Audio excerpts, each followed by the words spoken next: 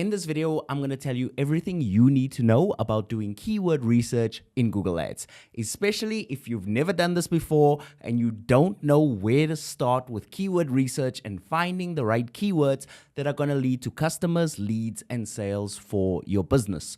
What I'm also going to do towards the end of this video is I'm going to show you a cool way to figure out what your cost per lead is going to be before you even spend $1 on ads. So if you're interested in all that, let's get into the video. Now, if you're new here, hi, welcome. My name is Devon Thomas, and what we do on this channel is we make Google Ads super easy for you to understand. And if you're maybe wondering, hey, how do you know all of this stuff? It's because I've been doing Google Ads for the past 7 years, and I am so interested in helping entrepreneurs learn everything that I've learned without going through all of the headaches that I had to endure. So if you're interested in learning more about Google Ads, stick around, or you can also check out my Google Ads course at the link in the description below. All right, so before I get into Google Keyword Planner and before I show you all of the metrics in there, the first thing we need to understand is what is the difference between a good keyword and a bad keyword. Bad keywords are usually very broad. In other words, they could mean a lot of things. So I want you to imagine that you are a running shoe store owner and you're trying to sell more marathon running shoes on your online shop. You might think that a keyword like running would be a good keyword, but it's actually a terrible keyword because when somebody searches for running, it could mean one of 100 different things. They could be trying to see how to be a better runner. They could be trying to figure out what do they need to start running, or they could just be researching the sport of running and seeing who the top sprinters and the top athletes are. So that is a horrible keyword because it's pretty broad and it could mean a lot of things. Now, a good keyword would be something like marathon running shoes for men or blue marathon running shoes. When somebody's searching for that specific keyword, they are highly likely to buy that product or that service immediately, or at least in the next week or so. And those are the people that we want to target. This is also one of the main reasons why a lot of people are getting a lot of clicks on their ads, but they're not getting a lot of sales on their ads. It's because they're targeting keywords that are way too broad. So what type of keywords should you actually target? Now, what I've done is I've split it up into 3 different types of keywords.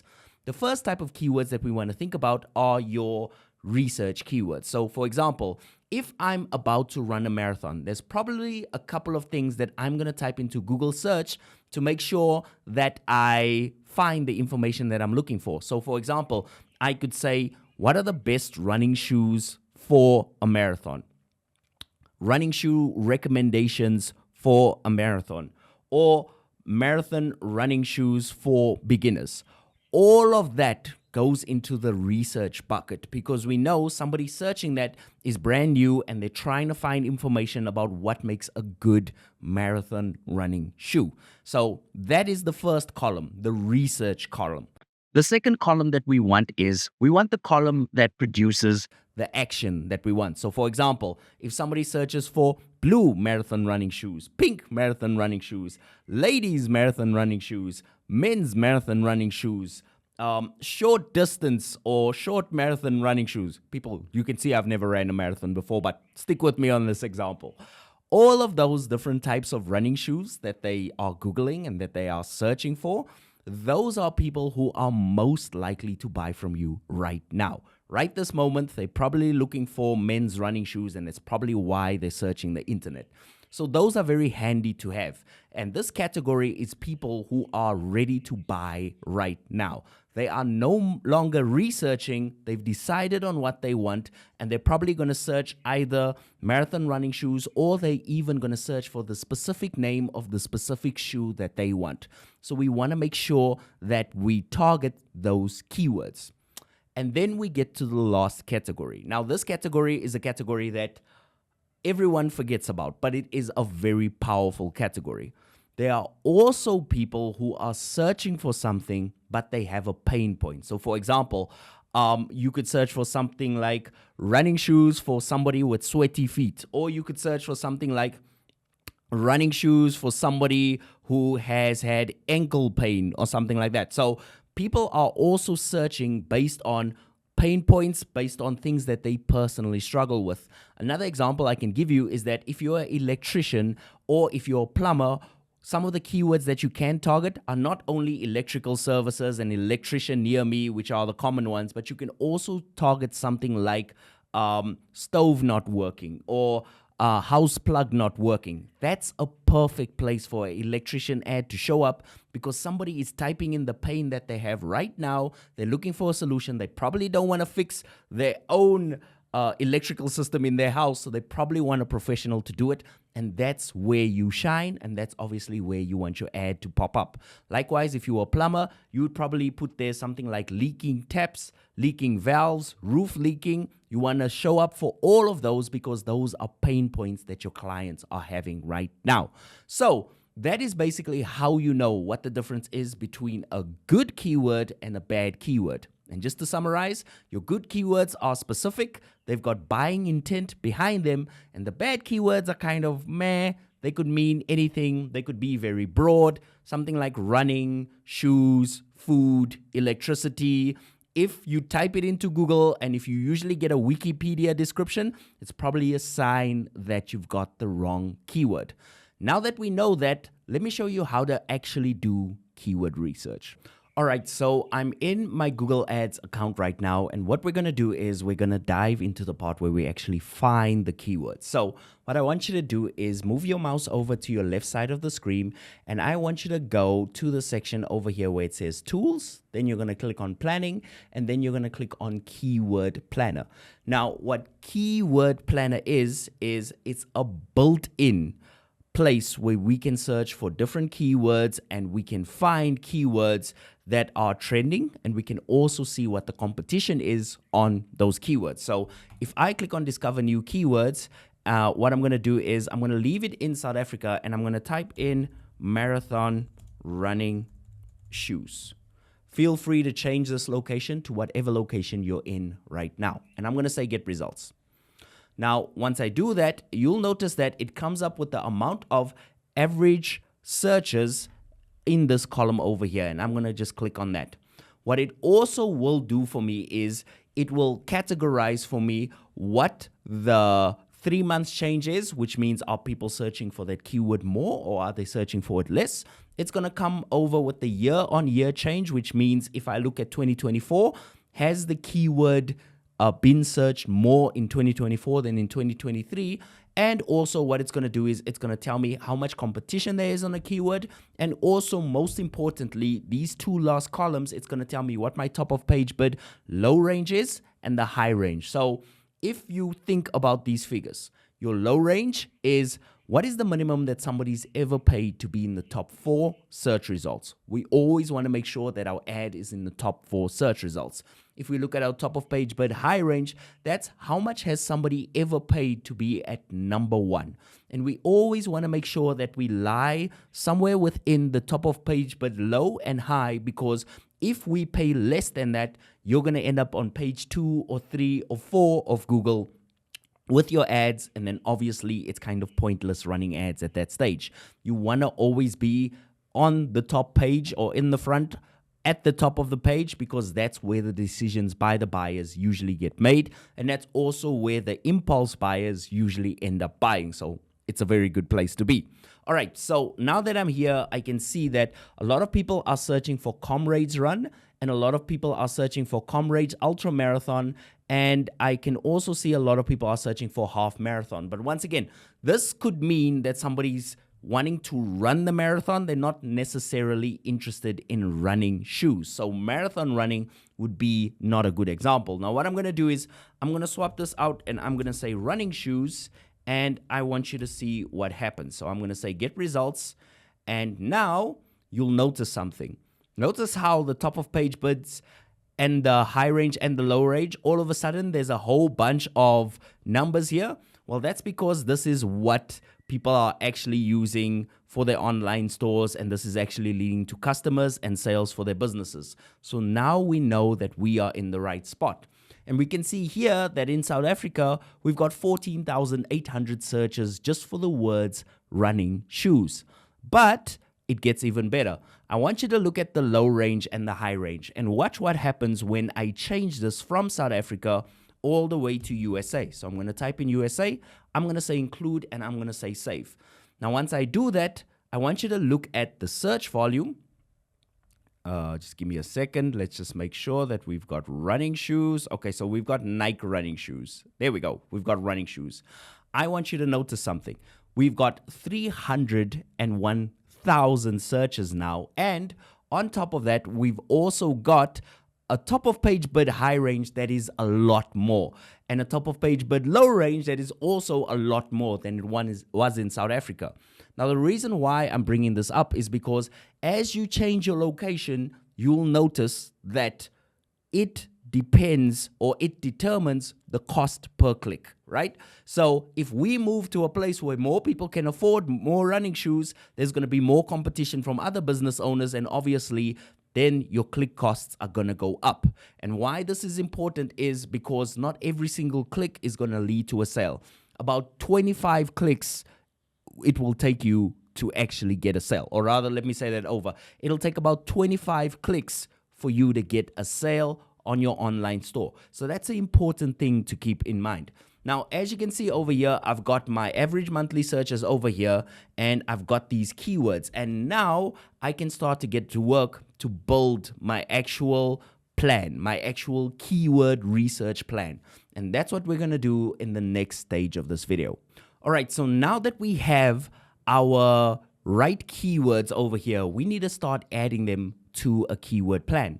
Now, you can do this by just coming along here, finding the keywords that you like and just adding them. So I'm going to add some of this: Adidas Ultra Boost, on running shoes, on cloud shoes. I'm guessing this is popular for marathon runners. Nike Vapor Max, that's good.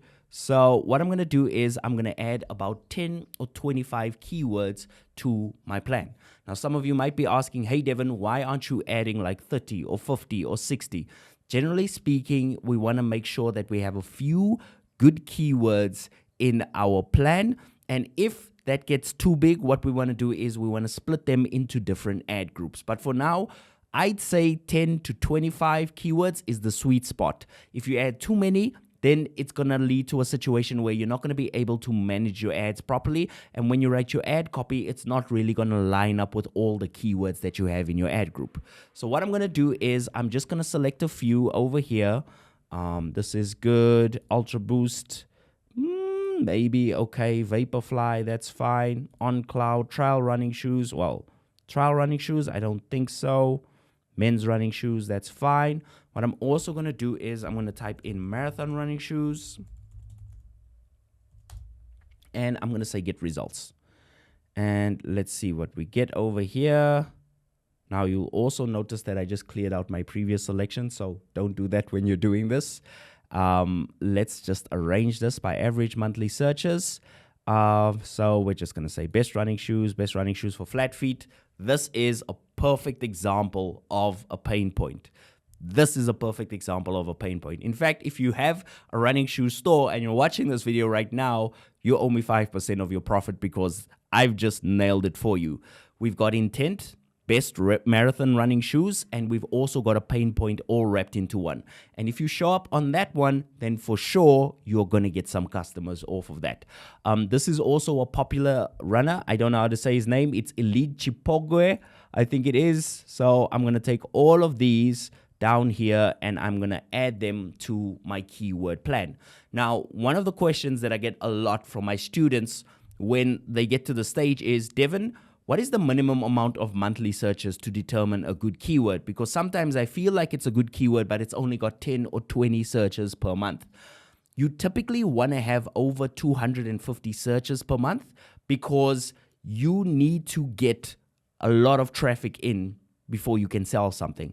Not every single person that clicks on the ad is going to buy something. So when you have 10 or 20 searches, although your service or your product might be niche or your business might be niche, if you have that minimal amount of searches, it's still going to be distributed between you and your competitors as well. So don't think about it like, oh, I get 20 searches for a particular keyword. Think about it this way.